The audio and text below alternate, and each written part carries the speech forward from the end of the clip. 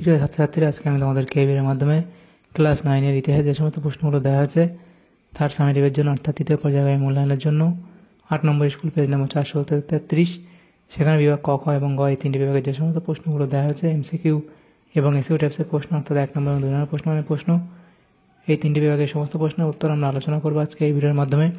তোমরা ভিডিওটা শুরু থেকে শেষ অবশ্যই দেখবে, আর চ্যানেলে যদি নতুন হয়ে থাকে অবশ্যই চ্যানেলটাকে সাবস্ক্রাইব করে রাখবে পরবর্তী স্কুলগুলোর প্রশ্নোত্তর পাওয়ার জন্য। এবং এর আগের স্কুলগুলোর প্রশ্নোত্তর আমরা আলোচনা করে দিয়েছি, প্লেলিস্ট থেকে সেই প্রশ্নোত্তরগুলো পেয়ে যাবে, সেখান থেকে দেখে নিও সেই প্রশ্নোত্তরগুলো। আজকে আমরা 9 নম্বর স্কুলের প্রশ্নোত্তর আলোচনা করব। এখানে দেখো প্রথমে আমাদের 20টা প্রশ্ন দেওয়া হয়েছে, 1 নম্বর করে 20 নম্বর। 1-এর দাগে বলা হয়েছে সঠিক উত্তরটি নির্বাচন করা, 1-এর দাগের 1। প্রথম প্রশ্ন বলা হয়েছে ফ্রান্স আমেরিকার স্বাধীনতার যুদ্ধে অংশগ্রহণ করেছিল, এটা হবে সোনাস লুইয়ের আমলে। এরপরে প্রশ্ন সেটা হলো মানুষ স্বাধীন সত্তা নিয়ে জন্মায় কিন্তু সর্বত্র সে শৃঙ্খলাবদ্ধ, কথাটি বলেছেন অপশান বি অর্থাৎ রুশো। এরপরে প্রশ্ন পূর্ব রাজাদের স্বৈরতন্ত্রের প্রতীক ছিল বাস্তিল দুর্গ, অপশান এ। এরপরে আছে নেপোলিয়ন উরটেমবার্গ রাজ্যটি প্রতিষ্ঠা করেছিলেন, তাহলে এটা তোমাদের কী হবে, দক্ষিণ জার্মানিকে দুর্বল করার জন্য। এরপরে প্রশ্ন ইংল্যান্ড অর্ডার্স ইন কাউন্সিল জারি করেছিলেন, এটা হবে বার্লিন ডিক্রির প্রতিবাদে। এরপরে নেপোলিয়ন ধর্মমীমাংসা চুক্তি স্বাক্ষর করেছিলেন পোপের সঙ্গে, অপশান বি। এরপরে আছে রাইন রাষ্ট্রসংঘের মধ্যে যে জার্মান রাষ্ট্রটি ছিল না সেটি হলো, তাহলে এখানে প্রাশিয়া, ব্যাভেরিয়া, হেসে ডামস্টাড নাকি ব্যাডেন, সেটা অপশান এ অর্থাৎ প্রাশিয়া। এরপরে আছে চার্টিস্ট আন্দোলন হয়েছিল ইংল্যান্ডে, অপশান বি, অপশান সি ইংল্যান্ডে। এরপরে যে প্রশ্নটা আছে দেখো, সেটা হচ্ছে রক্ত ও লৌহনীতি বলতে বোঝায়, এটা হবে কুটিল কূটনীতি। এরপরে ক্রিমিয়ার যুদ্ধের অন্যতম কারণ ছিল গ্রেটোর গির্জার কৃতিত্ব নিয়ে লড়াই। এরপরে প্রশ্ন নৈরাজ্যবাদী আন্দোলন শুরু হয়েছিল যার দ্বিতীয়, এখানে বি হবে সঠিক উত্তর, যার দ্বিতীয় আলেকজান্ডারের হাত ধরে, তাহলে বি হবে সঠিক উত্তর এখানে। এরপরে আছে ইস্করা পত্রিকার সম্পাদক ছিলেন লেনিন, অপশান ডি। তারপরে আছে বিশ্বের প্রথম সর্বাত্মক যুদ্ধ হলো প্রথম বিশ্বযুদ্ধ, অপশান বি। এরপরে মার্কিন শেয়ার বাজার এটা হবে যে ওয়াল স্ট্রিট নামে খ্যাত। এরপরে প্রশ্ন রাইখস্ট্যাগ হলো জার্মানির পার্লামেন্টের উচ্চকক্ষের নাম।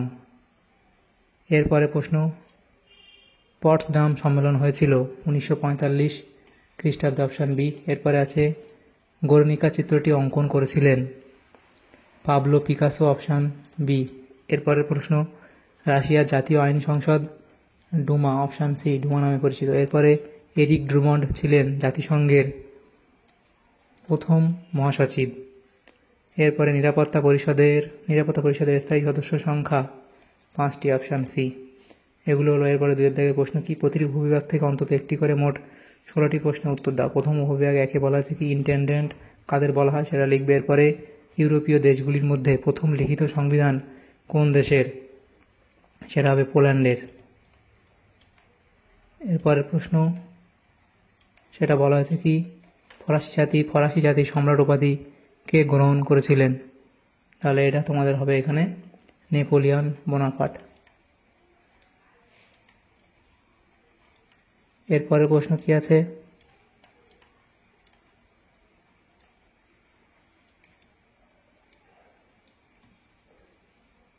চারের দাগের প্রশ্ন জোলভেরাইন কি সেটা তোমরা এটা লিখবে। এরপরে প্রশ্ন কি উপবিভাগ বি শূন্যস্থান পূরণ করো। প্রথম প্রশ্ন সমাজতন্ত্রবাদের বাইবেল হলো ড্যাশ গ্রন্থ, তাহলে লিখবে দাস ক্যাপিটাল।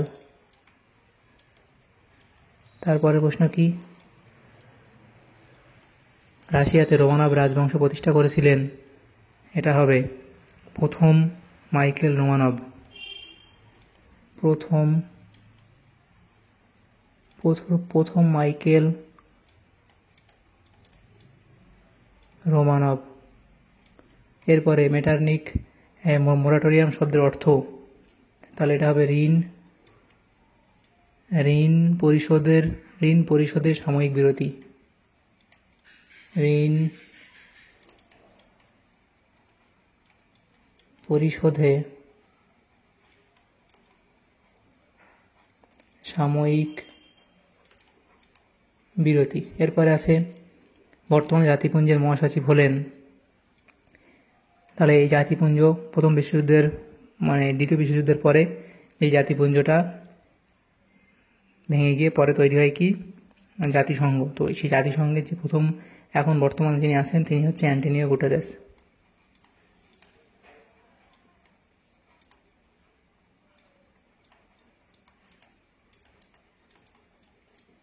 এই জাতিপুঞ্জ কিন্তু বর্তমানে এখন আর নেই, এখন জাতিসংঘ। অভিভাগ সিতে বলা আছে দেখো বাম স্তম্ভে ডান স্তম্ভ, সেখানে প্রথম যে প্রশ্ন আছে ম্যারা ও রোবাসপিয়ার, সেটা হবে জেকোবিন নেতা, অপশান সি। এরপরে ব্যাংক অফ ফ্রান্স, তাহলে এটা হবে নেপোলিয়ন। তারপর আছে the lady with the lamp, সেটা এখানে হবে ফ্লোরেন্স নাইটিঙ্গেল।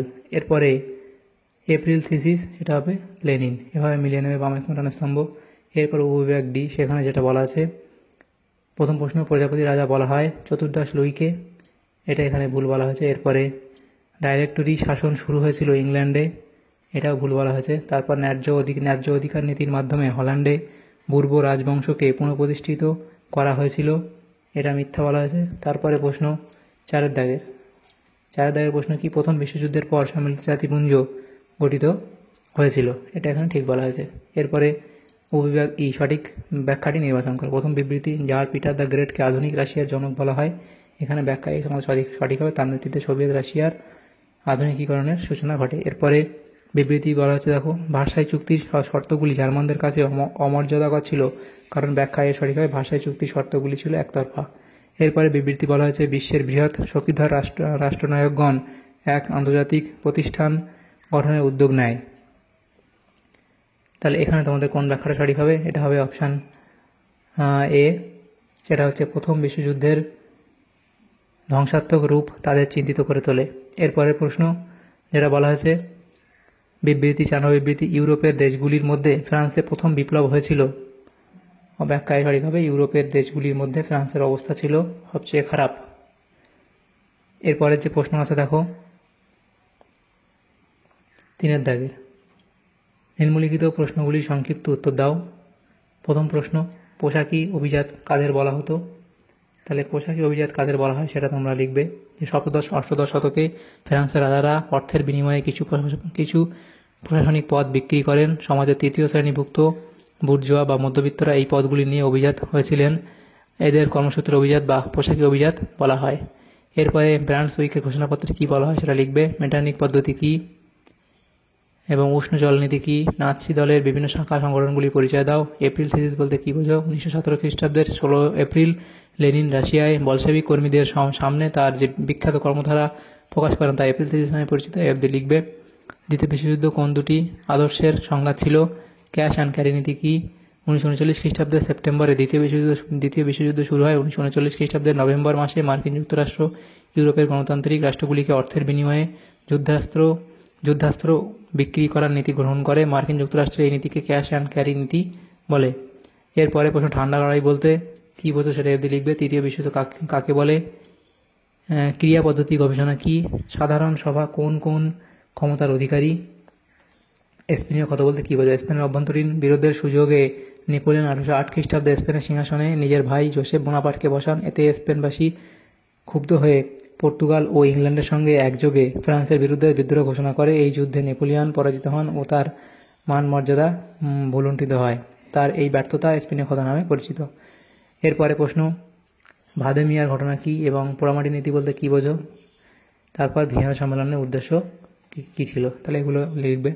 তাহলে আমাদের এখানে বিভাগ ক, খ এবং গ এই 3টি বিভাগে এমসিকিউ মেথড টাইপসের যে প্রশ্নগুলো ছিল, অর্থাৎ 1 নম্বর 2 নম্বর যে প্রশ্নগুলো ছিল এই 9 নম্বর স্কুল ইতিহাসের ক্লাস 9-এর, সেগুলো আমরা আলোচনা করলাম আজকে এই ভিডিওর মাধ্যমে।